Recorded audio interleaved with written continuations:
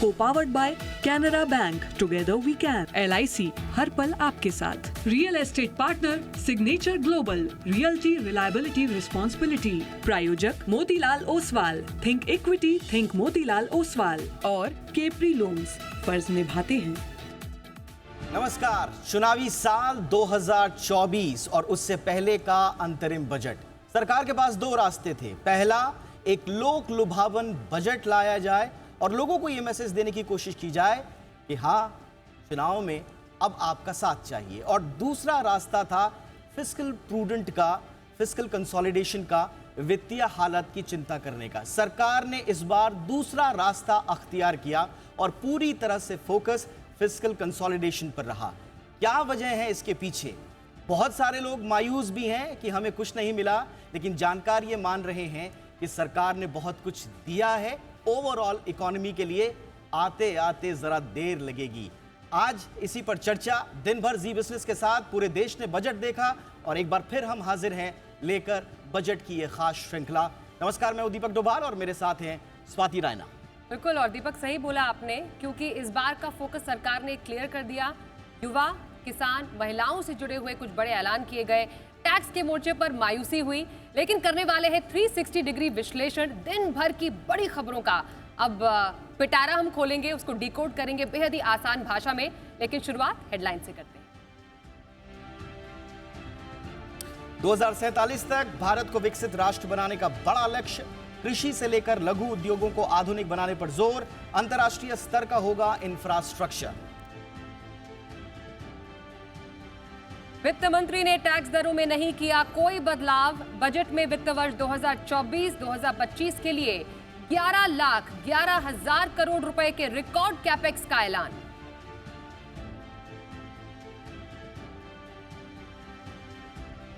वित्त वर्ष 2025 के लिए वित्त मंत्री ने दिया 5.1% वित्तीय घाटे का लक्ष्य।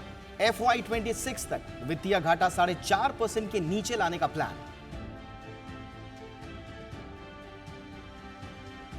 स्पिरिचुअल टूरिज्म पर फोकस बढ़ाएगी सरकार। राज्यों को टूरिज्म के लिए दिया जाएगा ब्याज मुक्त कर्ज।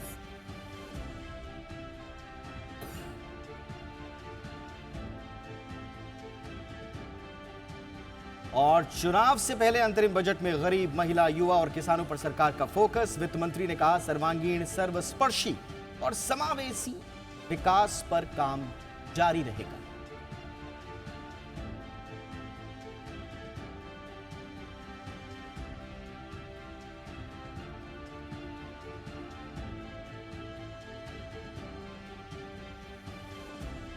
तो चुनावों से पहले का अंतरिम बजट क्या खास रहा, हर सेक्टर को लेकर हम एक 360 डिग्री विश्लेषण पूरा करने जा रहे हैं। हमारा आज का पैनल बहुत ही ग्रैंड है, बहुत ही खास है और आसान भाषा में हमारे दर्शकों को बताने वाले हैं कि उनके लिए ये बजट कैसा रहा है और हर सेक्टर को क्या खास मिला है। परिचय करा देते हैं हमारे इस बेहद ही खास पैनल से आप सभी का। मार्केट एक्सपर्ट अजय बग्गा इस वक्त हमारे साथ हैं मौजूद। आनंद राठी वेल्थ के डेप्यूटी CEO फिरोज अजीज हमारे साथ हैं। बॉम्बे हॉस्पिटल में senior physician doctor Gautam Bhanjali हमारे साथ हैं। डेलॉयट इंडिया के पार्टनर आलोक अग्रवाल जी हमारे साथ हैं। Amit Vatsyayan partner and leader social and skill sector government and public sector EY India. ये तमाम खास मेहमानों का बहुत स्वागत हम करते हैं आज के इस बेहद ही खास इंडिया 360 डिग्री में, जिसमें हम विश्लेषण करने जा रहे हैं बजट 2024 अंतरिम बजट चुनावों के पहले का। एक छोटा रिएक्शन ले लेते हैं पहले तमाम एक्सपर्ट से। बिल्कुल, और उससे पहले एक इंट्रोडक्शन छोड़ दिया हमने। हमारे साथ है देश की संभ्रांत जनता भी, बड़े लर्नेड लोग हमारे साथ हैं। इंडस्ट्री को रिप्रेजेंट करने वाली हमारी बहुत ही संभ्रांत बुद्धिमान जनता भी हमारे साथ है, जिनसे हम आज का रिएक्शंस लेंगे। आप सबका भी बहुत बहुत स्वागत है सर। आपसे भी जानेंगे आपको बजट कैसा लगा, लेकिन चर्चा की शुरुआत करते हैं बग्गा सर के साथ।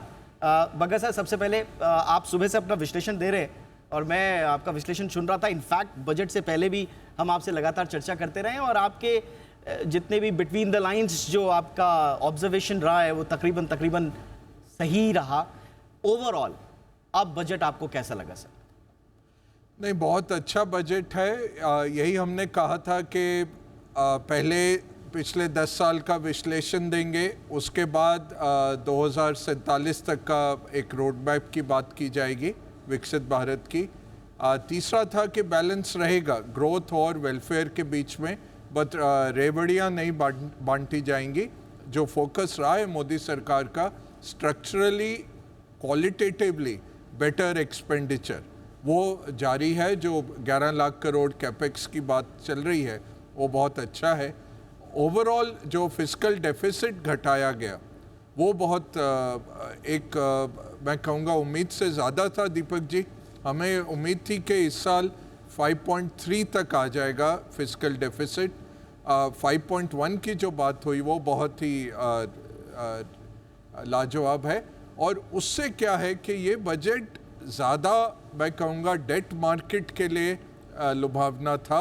यील्ड्स गिरे 10 साल के पेपर के अक्रॉस द बोर्ड, भारतीय गवर्नमेंट पेपर के जो रेट्स थे वो गिरे। और ये हो जाता है कि जब फिस्कल डेफिसिट कम होता है तो स्क्वीज आउट नहीं होता है प्राइवेट सेक्टर, तो ज़्यादा पैसा उपलब्ध होता है इकोनॉमी के लिए, डिफ्लेशनरी होता है। आरबीआई का काम आसान होगा, सरकार का काम आसान होगा और प्राइवेट कॉरपोरेट्स को पैसा जुटाना थोड़ा आसान होता है। सर, सरकार का बड़ा फोकस भी है इस पे बग्गा सर कि हम बेस्ट इन्वेस्टमेंट डेस्टिनेशन बनाएं भारत को, कम से कम ग्लोबल इन्वेस्टर्स को हम ये दिखाएं। आपका आज का बजट लग रहा है कि ग्लोबल इन्वेस्टर्स में एक राइट परसेप्शन के बीज बोए होंगे? नहीं, बिल्कुल, क्योंकि फिस्कल डेफिसिट किसी इन्वेस्टर को पसंद नहीं है, इन्फ्लेशनरी रहता है और यही फिर डेट ट्रैप की तरफ कंट्री अग्रसर हो जाती है। तो सरकार का जो निर्णय है कि वेलफेयर इतना ज़बरदस्त नहीं किया कि इलेक्शन आ रहे हैं, बट एक सुदृढ़ सरकार की तरह ये बजट था, तो ये ज़रूर इंटरनेशनल इन्वेस्टर्स को ये लुभावना लगेगा। दीपक जी, बिल्कुल। और अब तक के सबसे बड़े कैपेक्स का ऐलान, 11,11,000 करोड़ का प्रस्ताव, 11% की बढ़ोतरी। ये नंबर अपने आप में बहुत ही एक हम कह सकते हैं क्या शुभ संकेत लेकर आया है। मैं समझना चाहूंगी अमित जी आपसे, क्या माने इन नंबर से हम जो सरकार ने सेट किया है? तो जैसा कि बग्गा जी ने कहा कि ये बजट वेलफेयर एवं जो विकास है दोनों को बैलेंस करके चल रहा है। कैपेक्स में इन्वेस्टमेंट बहुत ही क्रिटिकल ज़रूरत है आज के समय की, और खास करके जिस क्षेत्र में मेरा कार्य है जैसे कि एग्रीकल्चर, फिशरीज और सोशल में, इन सभी जगहों पे देखिए तो हिस्टोरिकली लैगिंग रहा है थोड़ा। और जो इन्वेस्टमेंट आ रहे हैं अगर आप उसकी गहराई में देखिए तो जैसे एक्वा पार्क्स का बनाना, पूरी की पूरी वैल्यू चेन जो श्रृंखला है उसमें इन्वेस्टमेंट करना, ये सब बहुत ही ज़रूरत है इन चीज़ों की अगर भारत का विकास होना है। खास करके ऐसे जो ग्रामीण क्षेत्र हैं, कृषि प्रधान क्षेत्र हैं, जो पोस्ट हार्वेस्ट इन्वेस्टमेंट होने इंफ्रास्ट्रक्चर में, उसके ऊपर भी ये बातें कही गई हैं। तो और ये बहुत ही जानी हुई बात है कि इन सारे इंफ्रास्ट्रक्चर के विकास किए बिना जो हमारे ऑलमोस्ट 60% जनता है, उनका जो आगे बढ़ना, वेलफेयर तो एक स्तर तक उनको सपोर्ट कर सकता है, लेकिन भारत तभी आगे बढ़ेगा जब वो हमारा इंफ्रास्ट्रक्चर विकसित होगा और हम वो सारा काम कर पाएंगे जो अभी हम नहीं कर पाते हैं, जैसे कि हाई लेवल प्रोसेसिंग करना, एक्सपोर्ट लेवल की प्रोडक्शन करना और एक्सपोर्ट मार्केट को कैप्चर करना। तो ये बिल्कुल ही अगर आप देखें इंफ्रास्ट्रक्चर के इन्वेस्टमेंट के तरफ से, तो ये बहुत क्लियर इंडिकेशन है इस बजट में कि इस विकास की दर को तेज करना बहुत ही जरूरी है। अमित वात्स्यायन साहब भी हमारे साथ हैं।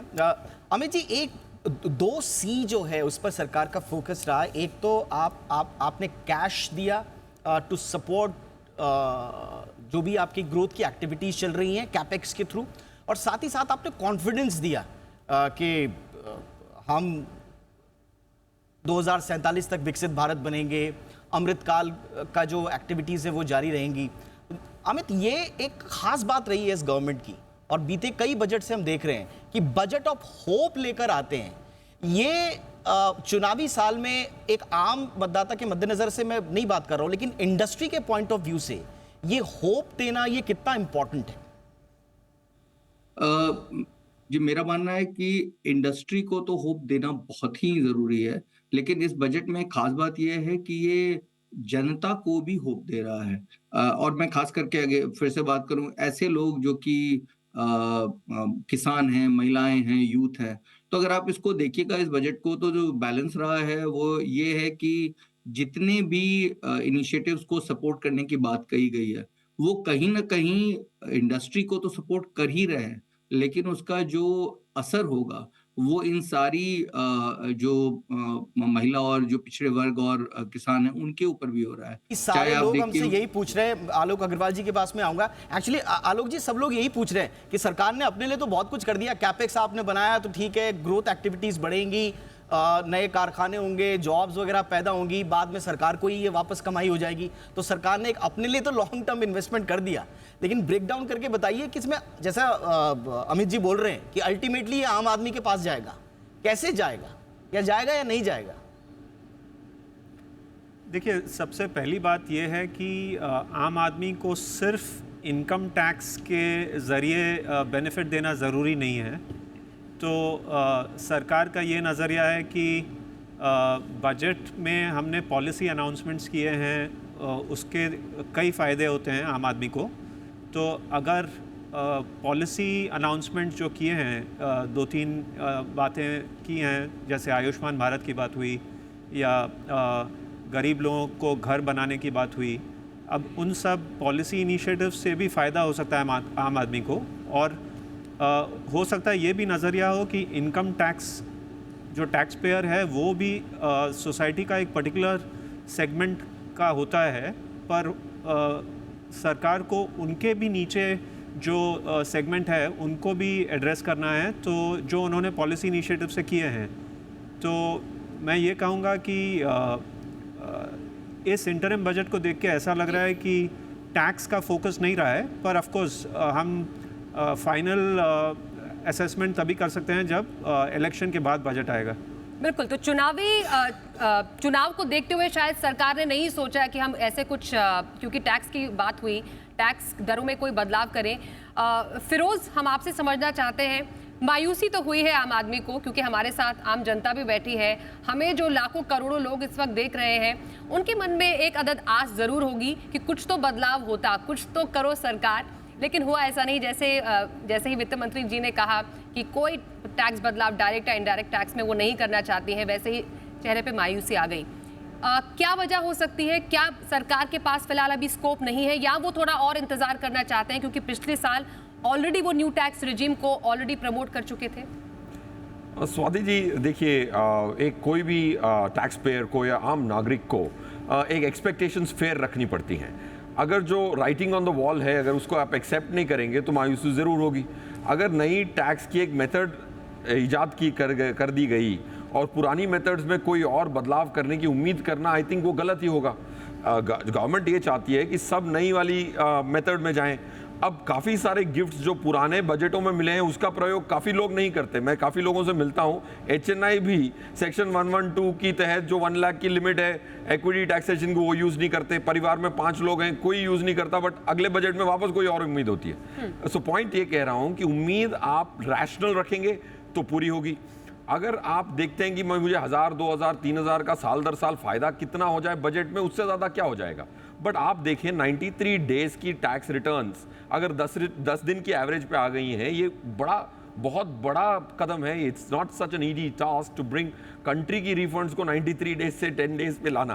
पॉइंट 1। पॉइंट 2, छोटी लिटिगेशंस में आपके कितने खर्च होते हैं।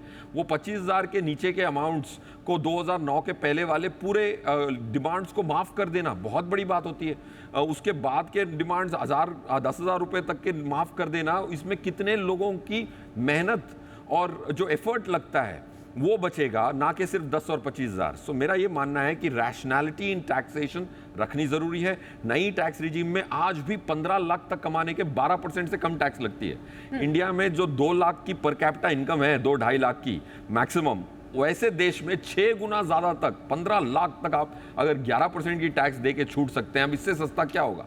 आप दूसरी कंट्रीज देख लें, टॉप 3 इकोनॉमीज में 30, 40, 50%। मैं फ्रांस जाता हूँ हर साल एक वर्ल्ड इन्वेस्टमेंट कॉन्फ्रेंस में, तो वहाँ के फंड मैनेजरों से बात हो रही थी, वो कहते हैं कि मेरे कैपिटल गेन और सब टैक्स मिला मिलू के 60% निकल जाता है। तो अब 11% से कम नहीं हो सकता। उम्मीदें वाजबी होंगी तो पूरी होंगी, तो उम्मीदें वाजबी रखेंगे तो खुशी मिलेगी, अगर इरैशनल रखेंगे तो दुख मिलेगा। बिल्कुल। तो यहाँ पर तो मायूसी हाथ लगी है और सरकार का, जैसे हमने बताया कि फिस्कल प्रूडेंस पे ज़्यादा ध्यान था, वित्तीय सेहत पे ज़्यादा ध्यान था, लेकिन आम आदमी की सेहत का क्या उसे कुछ मिला? देश के जाने माने स्वास्थ्य विशेषज्ञ डॉक्टर गौतम बंसाली साहब हमारे साथ जुड़े हुए हैं। और बंसाली साहब, कोविड के वक्त से ही देश में किस तरह की हेल्थ पॉलिसीज़ होनी चाहिए, सरकारों का फोकस क्या होना चाहिए, उस पर मुखरता से बात करते रहे हैं। आज हम उनसे समझना चाहेंगे। डॉक्टर साहब, ये बताइए कि आप संतुष्ट हैं या नहीं? सेहत को जो कुछ मिलना चाहिए था वो मिला या नहीं सर? डेफिनेटली दीपक जी, ये जो एक बजट आया है, ये एक अंतरिम जो बजट बनाया गया है, एक सर्वगुण संपन्न और सर्व सामान्य निहित बजट मैं कह सकता हूँ इस बजट को।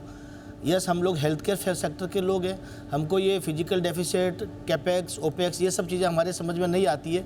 बट जहाँ तक बजट की बात है, इस बार 13% हेल्थ केयर बजट को इन्होंने इम्प्रूव किया है। 90,000 करोड़ बजट जो इन्होंने दिया है वो हेल्थ केयर सेगमेंट के लिए दिया है।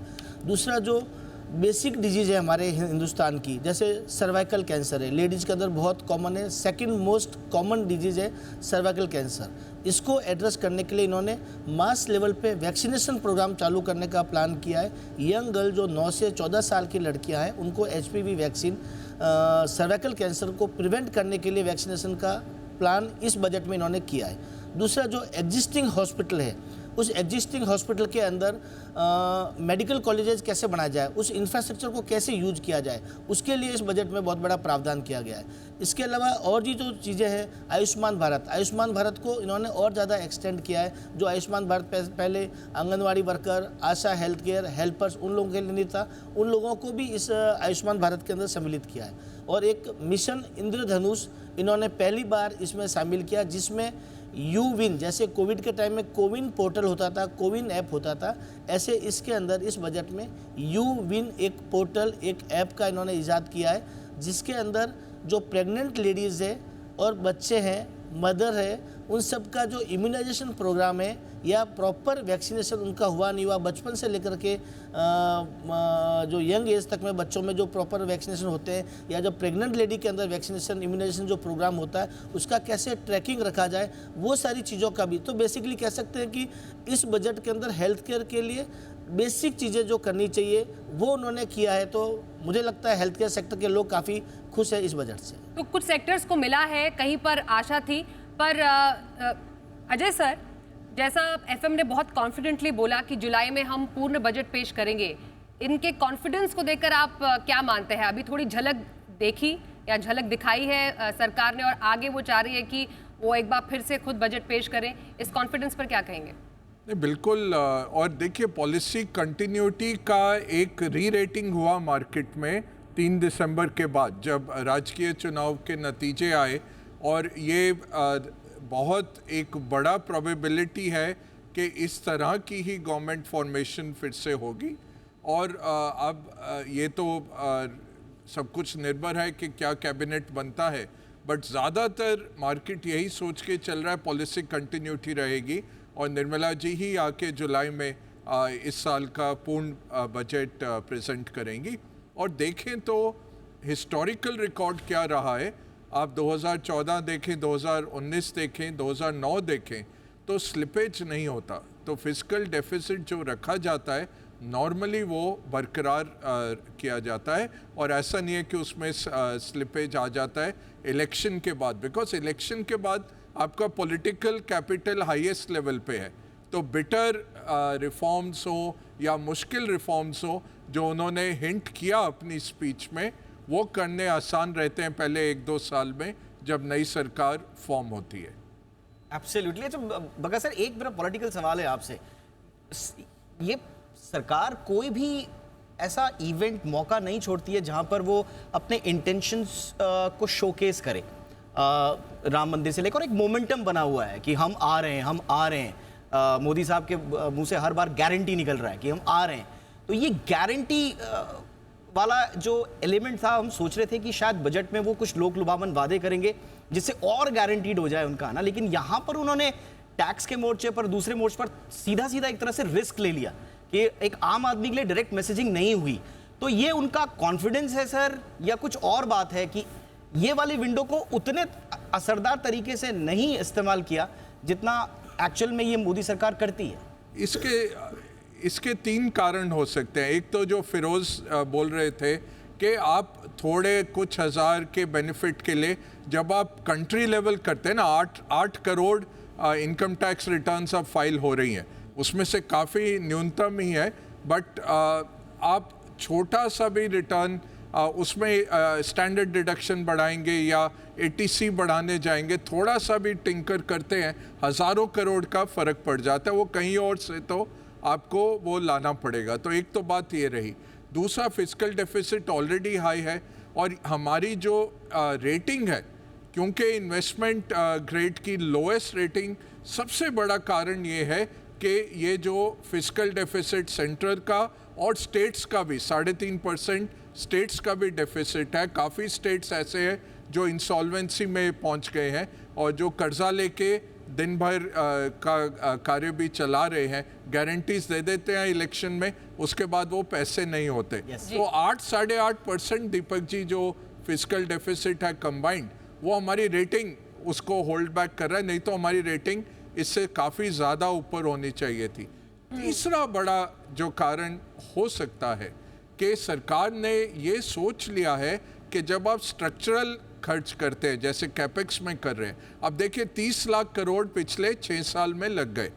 30 लाख करोड़ का आप मल्टीप्लायर लगाइए इकोनॉमी का, 120 लाख करोड़ से 1.5 लाख करोड़ तक की आपकी जीडीपी बढ़ जाएगा। इतना बड़ा 150 लाख करोड़ का जीडीपी का इम्पैक्ट आता है 3 से 5 साल में। उस पे आप 11 से 12% जो आपका टैक्स टू जीडीपी है वो लगाइए, आपका फिस्कल डेफिसिट खत्म हो जाएगा। ये सरकार कर रही है कि हम रहेंगे 5 साल 10 साल, क्या हम 2047 तक रहेंगे? हम कैपेक्स का खर्चा करते हैं, 29% डायरेक्ट टैक्स बढ़ के आया है, पर्सनल इनकम टैक्स का जो रेवेन्यू है 29% बढ़ा है। इकोनॉमी तो कहीं ऐसे नहीं भाग रही, इकोनॉमी 8.9% नॉमिनल ग्रोथ है, बढ़ के आया आपका कैपेक्स से।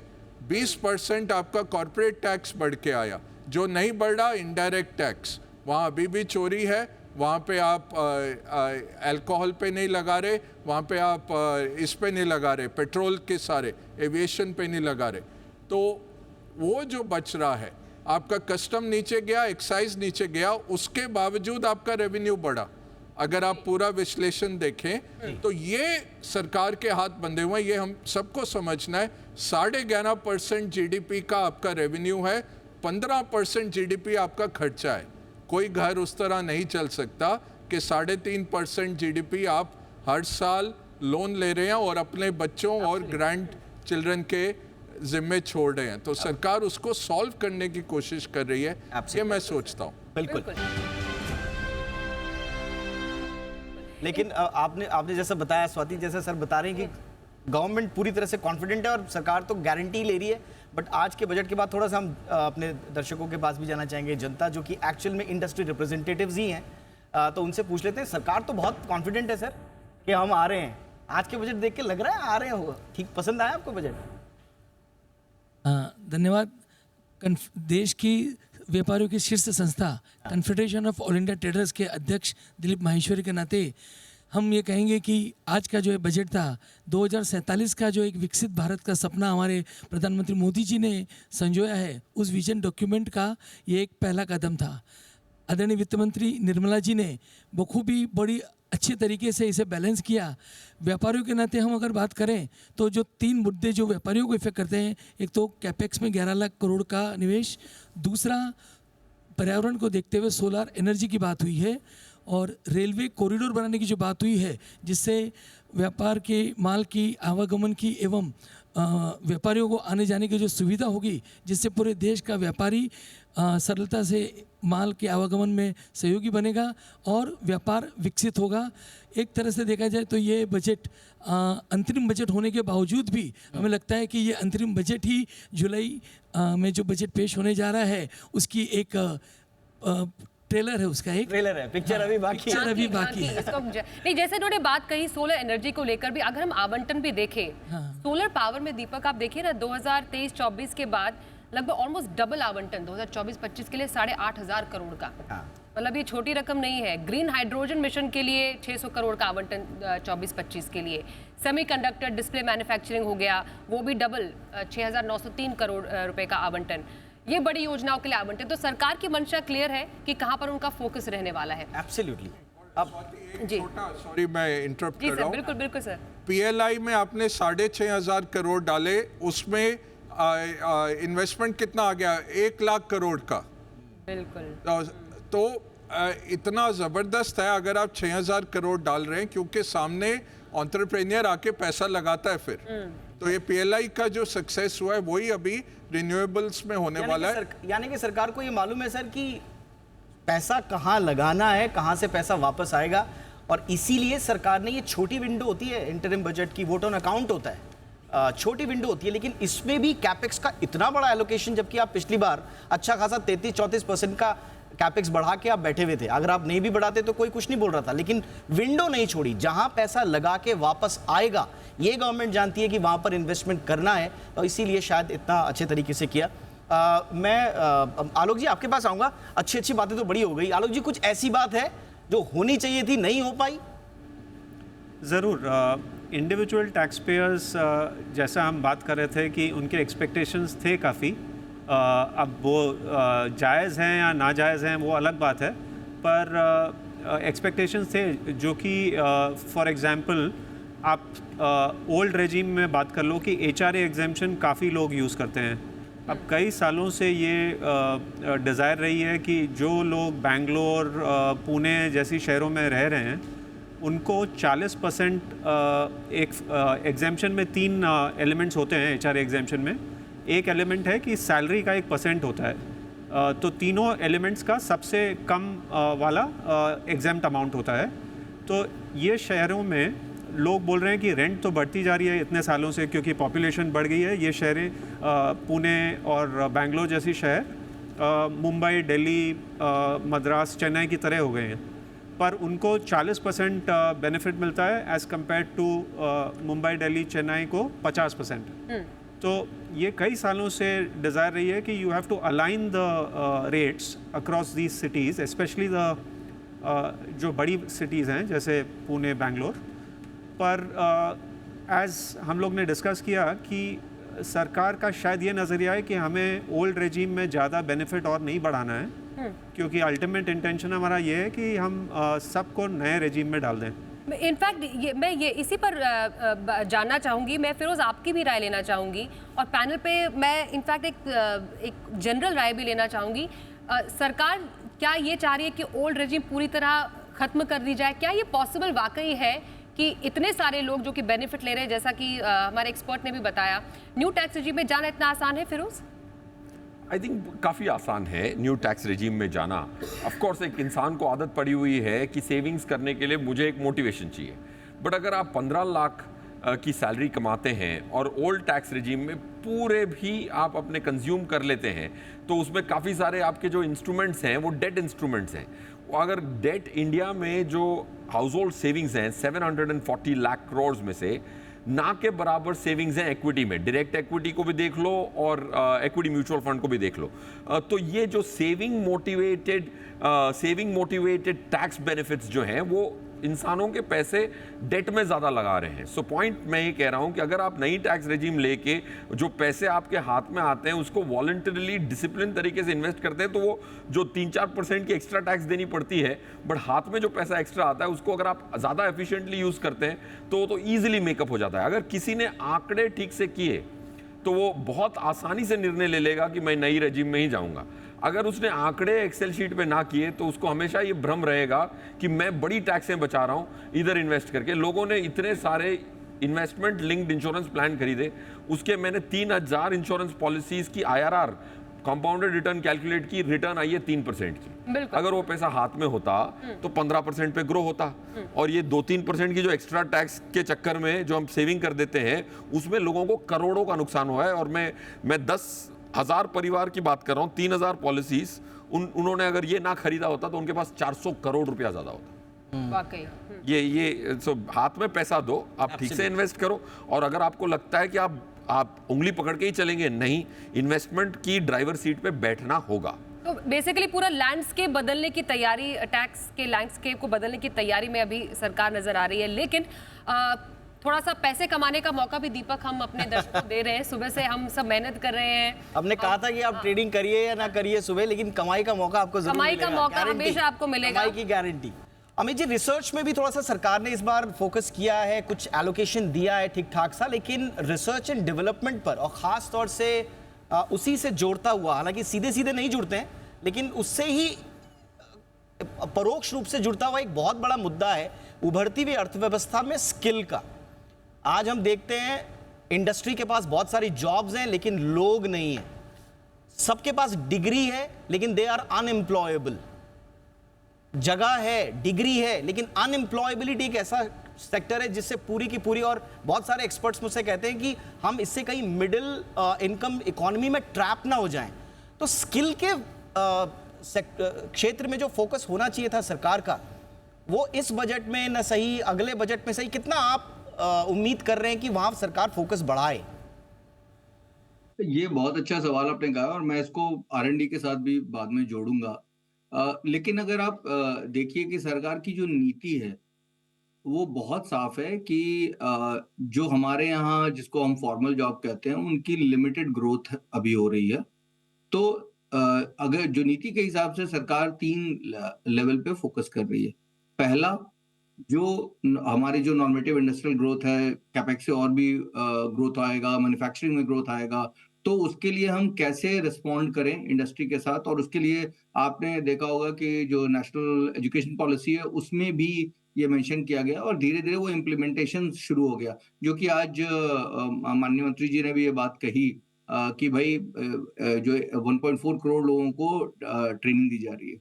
लेकिन ये मेन स्ट्रीम काम था। इसके अलावा 2 बड़े सेक्टर हैं, एक India and the world, Bharat और पूरा विश्व, और उसमें एक ह्यूमन रिसोर्स कैपिटल के हिसाब से जो नई इमर्जिंग स्किल्स हैं उसमें कहाँ से ट्रेन किया जाए और उसमें निवेश कैसे आया जाए, ये बहुत ही इंपॉर्टेंट होगा। और मेरा मानना है कि जो अगला बजट होगा उसमें इस बात पे जरूर काफी ध्यान दिया जाएगा। जो दूसरा इलाका है वो है जो इनफॉर्मल सेक्टर में है, जहां पे अगर अभी देखिए तो हमारी जो पूरी कृषि प्रधान व्यवस्था है या माइक्रो स्मॉल मीडियम इंडस्ट्री है, इस जगहों पे हमारे यहाँ ग्रोथ, जो नई मैन्युफैक्चरिंग सेक्टर में ग्रोथ कम हो रही थी। और इस स्पेस में R&D से लेके एक बहुत इंपॉर्टेंट उन्होंने कहा था मूल्य श्रृंखला, पूरे वैल्यू चेन में इन्वेस्टमेंट होना जरूरी है, क्योंकि वहीं पे नए जॉब्स आएंगे या एंटरप्रेन्योरशिप आएगा। और अगर आप इसको जोड़िए तो एक आज उन्होंने बहुत महत्वपूर्ण अनाउंसमेंट किया है कि लखपति दीदी का। ये क्या है? ये दीदी हैं जिनकी सोच है कि ये बन जाएंगे उद्यमी, एंटरप्रेन्योर बन जाएंगे। और एक एंटरप्रेन्योर क्या होता है? 3-4 जॉब जनरेट करता है। तो ये जो सोच है बहुत इंपॉर्टेंट है, क्योंकि हम सारे लोगों को फॉर्मल जॉब्स पे नहीं ले जा सकते। हमें एक ऐसा सोचना पड़ेगा भारत का विकास जहां पे हमारे यहाँ एंटरप्रेन्योर, छोटे बिजनेस भी ग्रो करें और खुशहाली लाएं, और उनके लिए इन्वेस्टमेंट बड़ा जरूरी है। तो इसकी शुरुआत मुझे लगता है कि अंतरिम बजट में कही गई है, R&D के ऊपर, वैल्यू चेन के ऊपर, सोशल इंफ्रा के ऊपर इन्वेस्टमेंट करते हुए। लेकिन ये जो स्किल का मामला है ये तीनों लेवल पे हमें करना पड़ेगा। इनफॉर्मल सेक्टर में भी entrepreneurship and skilling, formal sector में in the new areas where growth is happening, और जो लास्टली जो भारत और विश्व का इलाका है उसमें, ये तीनों को जोड़ के सोचना पड़ेगा। तभी हमारा जो अगर स्किल नहीं है तो जैसा आपने कहा कि फिर आप कितनी भी बड़े टारगेट्स रख लीजिए, 5 ट्रिलियन इकोनॉमी, 10 ट्रिलियन इकोनॉमी, जितना भी बड़े टारगेट रख लिए, लेकिन अगर आपके पास स्किल नहीं हुआ, और स्किल भी टाइमली नहीं हुआ, क्योंकि टाइम बहुत तेजी से निकल रहा है। पिछली बार बग्गा सर के साथ भी हमारी चर्चा हुई थी, उसमें भी हमने देखा था कि ऐसा तो नहीं है कि देश विकसित होने से पहले बूढ़ा हो जाएगा, ये भी एक बहुत बड़ी चर्चा चल रही है। इसलिए इस ओर भी लगातार फोकस बनाए रखना होगा सरकार को। बहरहाल अगर स्किल आती है तो सरकार को मिलेगा बम्पर इनाम, एक हेल्दी वर्कफोर्स के रूप में? ऑल इंडिया ट्रेडर्स के महाराष्ट्र एकम का जॉइंट जनरल सेक्रेटरी हूँ। क्या बात है। बजट प्री इलेक्शन बजट होने के बावजूद भी कोई इमेजिनरी चीज़ें नहीं दी गई है, जो कि बहुत ही बड़ी चीज़ है, बहुत ही बड़ा कदम है। विकसित भारत की ओर आगे बढ़ने के लिए महिला सशक्तिकरण, युवा, इंफ्रास्ट्रक्चर, मैन्युफैक्चरिंग, ये सारी चीज़ों के लिए काफ़ी कुछ ध्यान दिया गया है। मेक इन इंडिया जो कि प्रधानमंत्री का एक सपना है और काफ़ी हद तक वो सफल हो रहा है। मैं आईटी ट्रेड से हूँ, तो बेसिकली सेमीकंडक्टर इंडस्ट्री को जो 7,000 करोड़ का एक फोकस दिया गया है, वो भी मेक इन इंडिया के लिए बहुत ही बड़ा कदम होगा। तो ओवरऑल ये बजट मेरे हिसाब से क्या बात है सर, काफ़ी अच्छा है। और इसमें कुछ लोगों का व्यू है कि आम आदमी को इसमें कुछ खास नहीं मिला। लेकिन जब भी विकसित भारत की ओर हम बढ़ रहे हैं, तो आम आदमी को सभी कुछ मिलेगा। अब कुछ मिलेगा। इंफ्रास्ट्रक्चर आम आदमी को सबसे ज़्यादा फ़ायदा होने वाला है। मेक इन इंडिया का आम आदमी को ही फ़ायदा होने वाला है। महिला सशक्तिकरण, गरीबों के लिए योजना, पीएम आवास योजना के लिए बिल्कुल फिर से विश्वास दिलाया गया है। और शायद आपने अब आम आदमी की बात कर दी और सब कुछ अच्छा जा रहा है। हाँ, लेकिन मैं बार अच्छा जा बोल रहा रहा हूं, है, सब अच्छा जा रहा है, लेकिन हम एक छोटा सा एक ब्रेक लगा के ना जरा ट्विस्ट करके आम आदमी की तकलीफों पर भी बात करेंगे, और वो स्वास्थ्य से रिलेटेड है। बंसाली सर, मैं आपके पास आना चाहूंगा। मेडिकल इन्फ्लेशन सर इतना बढ़ गया है, लास्ट नवंबर की मैं रिपोर्ट देख रहा था 14% पे चला गया है।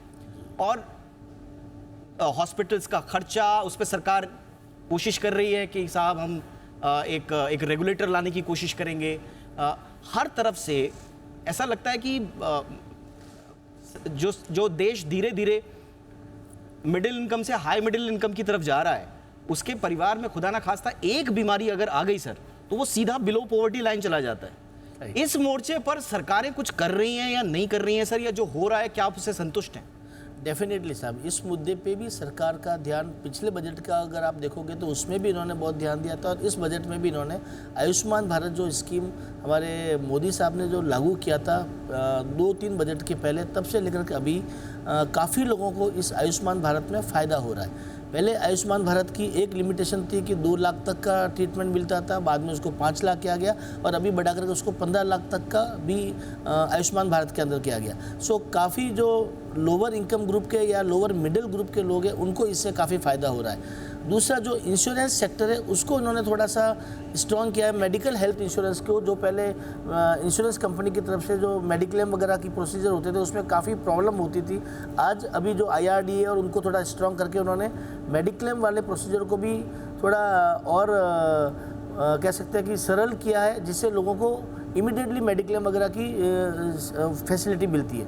इसके अलावा मेरा जो मेन है इसमें यह है कि पेशेंट का जो सबसे ज़्यादा तकलीफ आता है वो इनिशियली गोल्डन आवर में आता है, और गोल्डन आवर में पेशेंट को बचाने के लिए थोड़ा सा और हेल्थ इंफ्रास्ट्रक्चर पे ध्यान देना चाहिए। इन्होंने काफ़ी पैसा भी इस बार भी डाला है हेल्थ इंफ्रास्ट्रक्चर के लिए। उसमें जो 2 मेन चीज़ें, एक तो ट्रॉमा सेंटर ज़्यादा से ज़्यादा डेवलप करने चाहिए, जो रोड ट्रैफिक एक्सीडेंट होते हैं, सडनली पेशेंट की डेथ हो जाती है। दूसरा जो इमरजेंसी केयर, क्रिटिकल केयर है, उसमें थोड़ा सा और ज़्यादा सुधार करने की ज़रूरत है, उसमें थोड़ा और इंफ्रास्ट्रक्चर देने की ज़रूरत है। कोविड टाइम में हमारे पास में वेंटिलेटर बहुत आ गए थे, फैसिलिटीज़ बढ़ गई थी, थोड़ा डॉक्टर नर्सेज की शॉर्टेज आज भी हमारी कंट्री फेस कर रहा है। यस, डॉक्टर नर्सेज हो रहे हैं काफ़ी सारे, लेकिन जो एक ब्रेन ड्रेन है, काफ़ी बाहर जा रहे हैं, दूसरे कंट्री में जा रहे हैं, उनको रोकने के लिए थोड़ा सरकार को एक कदम उठाना पड़ेगा, और रिसर्च के अंदर थोड़ा सा और फंडिंग और पैसा डालना। R&D पे, आपने बिल्कुल सही कहा सर। ग्लोबल एवरेज अगर आप देखेंगे तो R&D पे 6% का GDP का खर्चा है, हमारे यहाँ उस पर 1% के आसपास भी नहीं हो रहा है। हेल्थ पे थोड़ा सा बढ़ा है, 2% से आगे ये गए हैं, लेकिन अभी भी दरकार लगभग 6% की है। जिस दिन हेल्थ केयर पर वो एलोकेशन हुआ, हाँ, उस दिन हम मानेंगे कि सरकार हेल्थ पर पूरी तरह से फोकस्ड है। फटाफट से रिएक्शन लेने का भी वक्त है सर, क्विकली। सेक्रेटरी, सरकार जो अभी लिटिगेटिव मोड से निकल रही है, जो 62 से केसेस हटा रही है, वो that is a very good sign. And secondly जो उन्होंने बिग विजन रखा है, थ्रेशोल्ड लिमिट बढ़ा रहे हैं प्रिजम्पटिव टैक्स की, वो सब सही है। बट एज MSME मैं चाहता कि इस समय उन्होंने जो टैक्स, जो कॉस्ट ऑफ फंड्स है, जो ब्याज की दरें हैं, कोई भी विकसित देश आप देखिए उनकी ब्याज दरें इतनी नहीं होती जितनी भारत में है। आप जापान देख लीजिए, आप यूरोप देख लीजिए, हमको जो कॉस्ट ऑफ फंड्स आ रही है as MSME, it is very high and the gap between cost of funds generated by the banks and the PLR is very wide. मेरे को उम्मीद थी कि शायद निर्मला सीतारमण जी इसको कैप करेंगी, इसके ऊपर लगाम लगाएंगी। हो सकता है इंटरिम की वजह से नहीं की हो, लेकिन जुलाई में I am sure she will. Alok ji से एक रिएक्शन ले ले इस पे। आलोक जी से sir, cost of funds on MSME मैं कमेंट नहीं कर पाऊंगा क्योंकि टैक्स एंगल नहीं है इसमें। अगर और किसी से आपको पूछना है। Firoz? Yes, I think it's absolutely right. अगर हम NBFCs और बैंक्स देखें, अगर रेपो रेट्स और रिवर्स रेपो देखें और आप स्प्रेड्स देखें, जिस रेट पे हाउसिंग लोन मिलता है और MSMEs को पैसा मिलता है, उसमें भी 400 बिप्स का फ़र्क है। आई थिंक जो NBFCs हैं उनकी लेंडिंग फिर भी MSMEs को ज़्यादा होती है, बैंक्स की थोड़ी ज़्यादा टफ होती है। तो ये जो स्प्रेड्स हैं वो काफ़ी वाइड हैं और उसको कंप्रेस करने के लिए the banking and the NBFC sector, specially the RBI as a regulator has to work. But ये जो कह रहे हैं बिल्कुल सही है। आज अगर आप देखते हैं होम लोन की रेट्स ऑलमोस्ट 10 ईयर GSEC जितना है। एक इंसान होम लोन पे लोन लेता है तो 8% पे उसको मिल जाता है। गवर्नमेंट ऑफ इंडिया का बॉन्ड आज सुबह 7.2% पे था, तो कितनी स्प्रेड हो गई? 80 बेसिस पॉइंट की स्प्रेड हुई। तो बिजनेसेस को जब बोरो करने जाते हैं, जब फॉर एग्जांपल मैं अगर डिफरेंट NBFCs की देखूं तो 12, 13, 14% तक भी पैसा उनको उठाना पड़ता है, which is significantly different then. बिल्कुल। अगर और MSME की मुद्दों को अगर एड्रेस नहीं किया तो फिर देश की जो इकोनॉमी में जो कंट्रीब्यूशन है MSMEs का, वो हम सब जानते हैं कितना स्ट्रॉन्ग है, कितना वाइड है, तो वहाँ पर एड्रेस करने की आवश्यकता। एक फोकस यहाँ पर वैसे टूरिज्म सेक्टर पर करना जरूरी है। बिल्कुल। स्पिरिचुअल टूरिज्म जिस पर ज़्यादा फोकस किया गया है, जब से PM की लक्षद्वीप की तस्वीरें आई, लक्षद्वीप की तरफ लोगों का जो झुकाव बढ़ा और चाहते हैं कि बिजनेस अब बने। बट इंडस्ट्री की बगैर सर, इंडस्ट्री की बात ये है कि आप बड़ी अच्छी बातें करते हैं, प्रधानमंत्री नरेंद्र मोदी खुद जाके एज अ ब्रांड एम्बेसडर बनते हैं, ये बहुत बढ़िया जेस्चर है। लेकिन आपने टूरिज्म को ना इंफ्रा का दर्जा दे रखा है, ना इंडस्ट्री का दर्जा दे रहा है। आपको कितना वैलिड लगता है सर उनका सवाल? नहीं, वही बात है। ये जो चीज़ें नहीं होती, उसी से फिर क्वेश्चन आ जाता है कि कितना आप, ठीक है, जस्ट इंडिया का कंजम्पशन बास्केट इतना स्ट्रांग है कि अभी 3 लाख लोग रोज़ अयोध्या के दर्शन कर रहे हैं, तो उससे ही आगे निकल जाएगा। और लोग पीड़ित होके भी किसी तरह रहते हैं। होटल नहीं है, 900 कमरे हैं, 50 होटल और बनेंगे अगले 3-4 सालों में।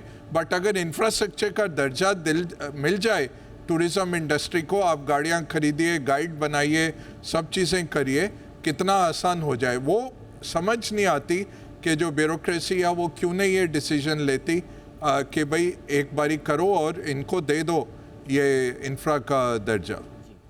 फटाफट से रिएक्शन ले लेते हैं। रमणीक लाल छेड़ा, एट का महाराष्ट्र का बॉम्बे का चेयरमैन हूँ और the retail grain dealers association, जो पूरी बम्बई के अनाज के दुकानदार का मैं चेयरमैन हूँ। मैं यही कहना चाहता हूँ कि एक तो ये बजट के अंदर छोटे दुकानदार बहुत नाराज़ हो गए हैं। छोटे दुकानदारों को कुछ ऐसा नहीं लग रहा है कि हमको कुछ मिला, भले सबको मिला है इसमें, लेकिन क्या होता है, एक दुकानदार छोटे व्यापारी का एक रहता है हमको पर्सनल क्या मिला, वो लोग देखते हैं। दूसरा कि गवर्नमेंट को खेतीबाड़ी के ऊपर बहुत ध्यान देना चाहिए। आज भी मुझे लगता है कि इंडिया के अंदर 50 से 60% खेतीबाड़ी होती है, बाकी की ज़मीन ऐसी ही पड़ी रहती है। अगर जो खेतीबाड़ी को बहुत अच्छा रिस्पॉन्स दिया तो क्रॉप बढ़ेगा, थोड़ा भाव भी कम होगा, पब्लिक के पास पैसा बचेगा तो और सब आइटम में लोग खर्चा करेंगे, क्योंकि आज की जो अनाज का है थोड़ा कॉस्टली है अनाज। सर आपको क्या, आपका अनुभव क्या कहता है? हम सड़कों का जाल बिछा रहे हैं, हाईवेज बना रहे हैं, सब कुछ बना रहे हैं, लेकिन एक आरोप ये भी लगता है कि उनके नीचे तो खेत दबा रहे हैं। खेतों की संख्या नहीं बढ़ रही, तो मांगता ही है। आपको लगता है सर कि खेत बढ़ रहे हैं, खेती का दायरा बढ़ रहा है, जोत बढ़ रही है या नहीं बढ़ रही? क्या होता है, जो रोड है, हाईवे है, वो तो ज़रूरी है, लेकिन जिनके पास खेती की ज़मीन है ओनली फॉर नॉन एग्रीकल्चर ज़मीन है उसमें से भी 50 से 60% ही खेती हो रही है। ओके। 30 से 40% खेती नहीं हो रही है। अगर जो उसको गवर्नमेंट देवे, क्योंकि एक तो मजूर नहीं मिलती है, आज मजूरी का दर बहुत बड़ा हो गया है तो परवड़ता भी नहीं है। लेकिन गवर्नमेंट अगर जो खेती को प्रोत्साहन देगी तो इंडिया का आका एकदम ग्रोथ एकदम अच्छा होगा। क्योंकि जो देश में आप देखो जिसका खेती और मिल्क, ये आपने इंपॉर्टेंट सवाल उठा लिया। आलोक जी, क्विक रिएक्शन, ये खेती के मोर्चे पर और किसानों के मोर्चे पर ठीक ठाक रहा अभी तक का? अगेन इनकम टैक्स के मामले में तो एग्रीकल्चर पे कोई टैक्स नहीं है, पर अगर कोई फार्म लॉस पे कमेंट करना चाहे जो गवर्नमेंट लाना चाह रही थी पहले और बाद में नहीं ला पाई, मेरे ख्याल से उसमें शायद खेती का कुछ फ़ायदा हो सकता है। ऑलराइट, बग्गा सर, एक आखिरी सवाल, मेरा क्विक रिएक्शन। ये ओवरऑल आप जब देख रहे हैं, हमें एक तरह से लगता है कि जो पुरानी जो सेट रूल्स हैं बजट को लेकर वो भी टूट रहे हैं। मतलब आप आज बजट ऐसे नहीं देखते हैं कि क्या सस्ता हो जाएगा, क्या महंगा हो जाएगा। ऑफ कोर्स जीएसटी उससे अलग हुआ है, बट क्या ये एक मैच्योर इकोनॉमी की तरफ हम बढ़ रहे हैं सर? कि जैसा सर ने भी कहा था कि कोई जादुई चीज़ नहीं दिखा रहे हैं आप, एक्सपेक्टेशंस बहुत नहीं दिखा रहे हैं, जो काम की चीज़ है वही दे रहे हैं आप बजट में। तो क्या एक मैच्योर इकोनॉमी का ये एक उदाहरण है सर, बग्गा सर? देखिए, मैच्योर होने में तो टाइम लगेगा, बट मैच्योर पॉलिटी ज़रूर कह सकते हैं। एक बहुत कॉन्फिडेंट पॉलिटी है जिसमें दम है कि आज जैसा बजट इलेक्शन से 2 महीने पहले पेश किया। इकोनॉमी वाइज दीपक जी देखिए तो 3 तरह से आप देख सकते हैं। 1% इंडिया है जो फ्रांस है, 25-30% इंडिया है जो इंडोनेशिया है, और जो 70% इंडिया है वो सब सहारन अफ्रीका पे पहुंचा हुआ है। तो ये बहुत दम है इस गवर्नमेंट में कि सब सहारन अफ्रीका वालों को 80 करोड़ को पहले बोल दिया कि 5 साल हम खाद्य पदार्थ देंगे, फिर आप किसानों को 6,000 रुपये दे रहे हैं। इस तरह के जो कार्य चल रहे हैं गरीब, तो वो जो ज्ञान में जो गरीब है उसके लिए आपने सेफ्टी नेट कर दिया। कोविड में भारत में उस तरह की तंगी नहीं हुई जिस तरह और देशों में हुई, स्टारवेशन नहीं हुई। आपने मोनेटाइज कर लिया जो आपके एफसीआई गोडाउन में ग्रेन्स पड़ा था, बहुत ज़बरदस्त काम हुआ। अब ज्ञान आपने कर लिया। 1% को कुछ नहीं चाहिए, वो सक्षम है और उनको पसंद नहीं तो बाहर जा सकते हैं, वो देश से, उनके लिए प्रॉब्लम नहीं है। जो 30% इंडोनेशिया में बैठे हैं उन सब की आवाज़ ज़्यादा है, काम कम है। वो सब मांगेंगे आके, बट आपको करना है जो 70%। और आज याद करिए निर्मला जी ने क्या कहा, 25 करोड़ लोग मल्टी डायमेंशनल पॉवर्टी से निकले बाहर पिछले 10 साल से। ये काम है। 140 करोड़ में से 25 को हमने निकाल दिया। अब उन 25 को ग्लोबल सिटीजन बनाना है कि वो 30% की कदार में आ जाएं। वो ये कर रहे हैं, इंफ्रास्ट्रक्चर बना के, ये स्किलिंग बना के, मेक इन इंडिया। जो पीएलआई है उससे लाखों नौकरियां लगी हैं, जो 1 लाख करोड़ का निवेश आया है उससे और कोई चांस नहीं है और कोई तरीका नहीं है। कितना समय लग सकता है? बहुत समय लगेगा। 2047 का डेवलप्ड कंट्री बोल रहे हैं, क्योंकि ये आप सोचिए 140 करोड़ लोग हैं, इतना आसान नहीं है। और हम चीन नहीं है, हम पहुंचे हैं जो जहां चीन था 2007 में। आज हमारा जीडीपी है चीन का 2007 का, चीन वहां से 6 गुना हो गया 15 साल में। हम 6 गुना नहीं होंगे क्योंकि हम कम्युनिस्ट नहीं है, हम ऑटोक्रेटिक नहीं है। हमारा डेमोक्रेसी होता है, सरकारें निकल जाती हैं, नई सरकार आती है, कॉन्ट्रैक्ट को विफल कर देती है। वो सब हम मैसी डेमोक्रेसी, हम अपनी तरीके से बढ़ेंगे, बट बढ़ ज़रूर रहे हैं। और हमें वो 70% का पहले सोचना है। हम सब 1% है, हम नहीं सोचना चाहिए। अगर आप 10 लाख कमा रहे हैं इंडिया में, आप 1% हैं। बिल्कुल। जितने लोग हैं इस कमरे में, हम सब 1% है। हमारे नहीं सोचना, 30% का भी नहीं सोचना, वो 70 का सोचिए, उनको ऊपर लेके आइए। वही सरकार कर रही है। एब्सोल्युटली, ये बहुत इंपॉर्टेंट बात बोली। और किस वर्ग को आप एड्रेस कर रहे हैं ये बहुत मायने रखता है। तो एक कैनेडियन कम्युनिकेशन थ्योरिस्ट है मार्शल मैकलुहान, उनकी एक थ्योरी थी मीडियम इज द मैसेज, यानी कि मीडियम ही दरअसल आपका मैसेज है। सरकार भी कुछ इसी तरह से काम करती है, सिर्फ माध्यम को ही मैसेज बनाकर जनता तक पहुंचने की कोशिश करती है। इस बार ये माध्यम बना अंतरिम बजट, लेकिन क्या वो मैसेज जो सरकार देना चाहती है वो सही पहुंचा या नहीं, ये तो आने वाले चुनाव के रिजल्ट्स ही बताएंगे।